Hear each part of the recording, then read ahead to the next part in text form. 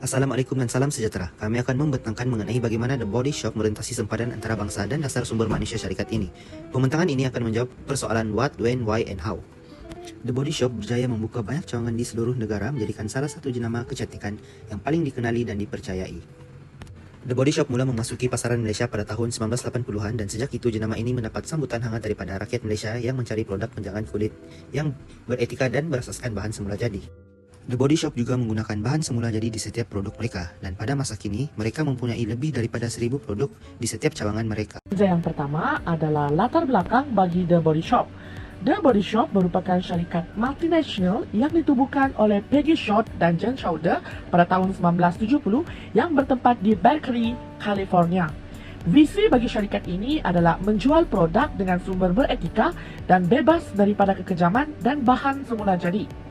Pada tahun 1980-an, The Body Shop pula berkembang di Malaysia yang dibawa oleh Nina Chia Fong, di mana syarikat ini menawarkan produk kecantikan yang diekstrak daripada alam semula jadi. Persaingan pasaran antarabangsa seperti jenama kosmetik terkenal L'Oreal dan The Ordinary seringkali mendominasi kerana mereka mempunyai kelebihan inovasi teknologi, modal pemasaran yang besar dan rangkaian pengedaran global. Untuk mengatasi hal ini, The Body Shop boleh mempertimbangkan pelbagai strategi seperti menawarkan produk mini atau bisnes kecil. Selain itu, salah satu cabaran utama yang dihadapi The Body Shop ialah perbezaan dalam kuasa beli di seluruh negara. Di Malaysia, contohnya pengguna menikmati kuasa beli yang lebih tinggi, membolehkan mereka melambur dalam produk yang premium. Pelanggan Malaysia menghargai kualiti dan keberkesanan dan sanggup untuk membayar lebih untuk jenama yang dipercayai seperti The Body Shop. Sebaliknya, di Kemboja, di mana The Body Shop baru bermula, kuasa beli jauh lebih rendah, maka The Body Shop perlu menyesuaikan harga dan strategi pemasaran dengan sewajarnya. Untuk memenuhi keperluan pengguna tempatan, The Body Shop telah memperkenalkan lebih banyak saiz produk dan harga yang berpatutan tanpa menjejaskan imej kualiti jenama. Tambahan pula, The Body Shop juga melancarkan promosi istimewa yang menyerlakan nilai tambah produk. Diskaun dan tawaran eksklusif dapat membantu menarik pelanggan baru sambil mengukuhkan komitmen terhadap kualiti. Dengan memahami dan menyesuaikan produk dengan keperluan unik setiap pasaran, The Body Shop terus berkembang maju sebagai peneraju dalam kecantikan yang beretika. Mengenai teknologi dalam operasi rentas sempadan. Menurut kajian oleh Stone dan Ted Creek 2015, platform digital dan sistem pembayaran inovatif bukan sahaja menyelaraskan pengurusan sumber manusia, tetapi juga meningkatkan produktiviti syarikat. Dengan penggunaan teknologi yang tepat, syarikat seperti The Body Shop dapat memastikan operasi HR berjalan lancar di berbagai lokasi di seluruh dunia. E-dagang menjadi kunci dalam strategi pemasaran global. Dengan menggunakan platform seperti Shopee dan TikTok Shop, The Body Shop mampu memperluas pasaran mereka dalam menjangkau pasaran di kawasan yang sukar untuk diakses. Teknologi juga membantu syarikat menyesuaikan operasi dengan keperluan pasaran tempatan, menjadikan mereka lebih fleksibel dan mampu bersaing di peringkat global seperti yang dijelaskan oleh Priuste dan Suati 2005.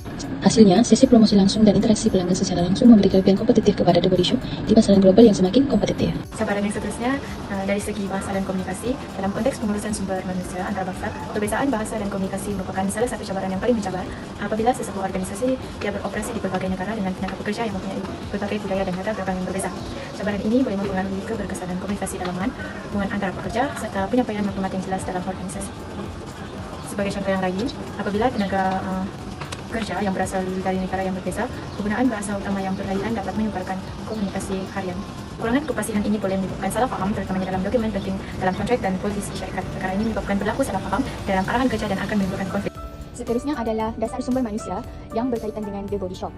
Yang pertama, pemerkasaan pekerja melalui latihan dan penghargaan. Latihan dan penghargaan yang diberi kepada pekerja meningkatkan motivasi, kemahiran dan prestasi mereka. Ini selaras dengan teori human capital yang menekankan kepentingan pelaburan dalam pembangunan pekerja untuk memajukan organisasi. Yang kedua, keselamatan dan kesejahteraan pekerja. Menjaga kesejahteraan pekerja dengan menyediakan rehat yang mencukupi, insurans kesehatan dan sokongan mental meningkatkan produktiviti dan mengurangkan kadar keluar masuk pekerja selaras dengan teori Maslow yang menekankan keperluan asas keselamatan. Seterusnya, hubungan industri yang baik. Pengiktirafan pencapaian pekerja melalui bonus dan kenaikan pangkat mengukuhkan hubungan antara majikan dan pekerja. Komunikasi yang terbuka membantu mengatasi isu sosial dan meningkatkan kepercayaan, menguatkan daya tahan organisasi. Seterusnya, adaptasi teknologi dalam operasi. Penggunaan teknologi seperti QR Pay, TikTok Live, dan HRIS meningkatkan kecekapan dan memudahkan urusan harian. Ini membolehkan pekerja beradaptasi dengan lebih cepat terhadap perubahan teknologi dan meningkatkan efisiensi kerja. Seterusnya, tindakan mengurus isu sosial dan kontroversi. Komitmen kepada nilai CSR seperti keadilan dan kelestarian meningkatkan reputasi The Body Shop. Walaupun menghadapi isu kebengkakan di induk UK, operasi di Malaysia tetap stabil kerana pengurusan yang memberi perhatian kepada kesejahteraan pekerja dan pelanggan.